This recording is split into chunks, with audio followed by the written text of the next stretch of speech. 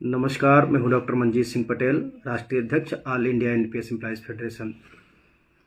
दोस्तों, जब भी कुछ एनपीएस, यूपीएस या पेंशन जैसे मुद्दे पर कुछ भी बदलाव आता है तो मैं कोशिश करता हूं कि लाइव आकर के अपने तमाम साथियों को अपडेट दे सकूं कि क्या बदलाव हुआ है, क्या नहीं है। उम्मीद है कि अगले हफ्ते हमारी बैठक हो जाएगी माननीय मंत्री जी के साथ में, या फिर जो फाइनेंस सेक्रेटरी हैं पेंशन बहाली के मुद्दे पर उसी में लगे हुए 2 बैठकें हमारी हो चुकी हैं और तीसरी बैठक जो कार्मिक मंत्री जी हैं उनके ऑफिस बीयरर्स के साथ हमारी बैठक हुई थी भी थोड़े दिन पहले ही। तो हम लोग लगे हुए हैं लगातार कि हम सभी जानते हैं अब 2021 वाली एनपीएस में हम लोग पहुंच गए हैं। अब यूपीएस नहीं है हमारे बीच में। जैसी एनपीएस थी, जिस एनपीएस का हम लोग विरोध कर रहे थे, वो एनपीएस अभी हम लोगों के बीच में एज इट इज़ बनी हुई है। तो आज जिस मुद्दे को लेकर के हम आए हैं आप लोगों के बीच लाइव, तो उसको हम डिस्कस कर लेते हैं। मेरे पास में एक ये पेपर है, आज ही पेंशन मंत्रालय ने इसको निकाला है, government of India, ministry of personnel public grievances and pensions. तो जो डीओपीपीडब्ल्यू डिपार्टमेंट है उसने इस लेटर को निकाला है और ये है clarification on limitation on amount of gratuity under the national pension system on drawing separate gratuity for military services regarding. मतलब ये हुआ कि ये उनके लिए बेसिकली है जो मिलिट्री सर्विसेज के एम्प्लॉयज़ हैं या जिन्होंने मिलिट्री सर्विसेज की हैं और उसके बाद वो किसी दूसरी नौकरी में चले गए या किसी दूसरी नौकरी में थे, मतलब सेंट्रल सिविल सर्विसेज एम्प्लॉयज़ थे और उसके बाद मिलिट्री की सर्विसेज में आ गए। ये बेसिकली उनको इंडोर्स करता है, उनके लिए क्लैरिफिकेशन आया है। तो इसका जो पहला पॉइंट है वो ये कहता है कि सपोज दैट कोई मिलिट्री में नौकरी करने वाला कोई भी व्यक्ति जो मिलिट्री सर्विसेज में है, जिसके ऊपर मिलिट्री सर्विसेज के रूल्स लागू होते हैं, ऐसा कोई व्यक्ति या तो सुपर एनुएशन पे रिटायर हो गया और वो एनपीएस के तहत है।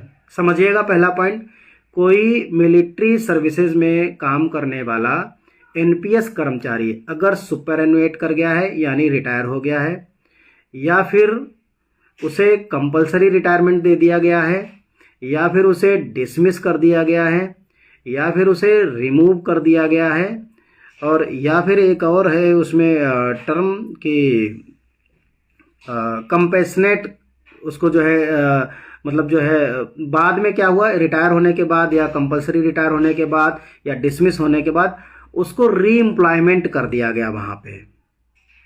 सपोज दैट कोई कोर्ट में चला गया या उसने कंपेशनेट ग्राउंड की डिमांड की और उसकी सरकार ने डिमांड स्वीकार कर ली, उसको दोबारा री एम्प्लॉयमेंट कर दिया गया, दोबारा से नौकरी में रख लिया गया। तो ऐसी स्थिति में जबकि पहले उसे, जब वो नौकरी में था तब उसे जो ग्रेच्युटी दी गई थी, उसके बाद अगर उसको री एम्प्लॉय किया गया है तो बाद की नौकरी का उसे ग्रेच्युटी भुगतान नहीं दिया जाएगा। ये क्लैरिफिकेशन है। तो बहुत सारे साथी हैं, मेरे पास फ़ोन आता है, खास करके पैरामिलिट्रीज के जवानों का फ़ोन आता है और मिलिट्री के भी साथियों का फ़ोन आते हैं। वो बताते हैं कि उन्होंने नौकरी छोड़ दी थी, कि क्या उन्हें ग्रेच्युटी मिलेगी। बहुत सारे लोगों को नहीं मिली है। तो ऐसे सभी लोगों के लिए इम्पॉर्टेंट है, उनके यहाँ रूल है कि अगर वो टर्मिनेट भी कर दिए जाते हैं तो कई बार कंपेशनेट ग्राउंड पर उनको दोबारा रख लेती है सरकार, उनकी मर्सी अपील पर उनको दोबारा से नौकरी मिल जाती है। तो ऐसे सभी लोगों को जिनको री एम्प्लॉयमेंट दिया गया है या दिया जाएगा, उनको बाद की नौकरी, री एम्प्लॉयमेंट के बाद के रिटायरमेंट तक की ग्रेच्युटी का भुगतान उनको सरकार नहीं करती। ये क्लैरिफिकेशन है। पॉइंट नंबर इसका 1 में ही ये कहा गया है कि अगर पॉइंट नंबर 2 में अगर कोई कर्मचारी सपोज दैट मिलिट्री सर्विसेज से रिटायर हो गया है या उसने मिलिट्री की सर्विसेज छोड़ दी हैं और वो सिविल सर्विसेज में, चाहे स्टेट गवर्नमेंट में चला जाए और चाहे सेंट्रल गवर्नमेंट में चला जाए, खास करके वो स्टेट की बात नहीं करते क्योंकि ये सेंट्रल पॉलिसी पे बात करते हैं, सेंट्रल गवर्नमेंट में चला गया है, दूसरी नौकरी लग गई है, पहले वहाँ नौकरी कर रहा था फिर यहाँ नौकरी करने लगा, तो ऐसी स्थिति में अगर वो थ्रू प्रॉपर चैनल था तो उसकी सर्विसेज जुड़ गई तो ग्रेच्युटी भी उसकी एडिशनल जुड़ जाएगी और 25 लाख जो अभी मैक्सिमम उसकी लिमिट है उससे कम ही रहेगी। अगर एक जगह उसको ग्रेच्युटी का भुगतान पूरा कर दिया गया है तो दूसरी जगह नए सिरे से उसकी ग्रेच्युटी शुरू हो जाएगी। जितने दिन की नौकरी होगी उतने दिन के हिसाब से उसको ग्रेच्युटी का भुगतान उसको मिल जाएगा। ये पॉइंट नंबर 2 है। पॉइंट नंबर 3 कहता है कि अगर किसी कर्मचारी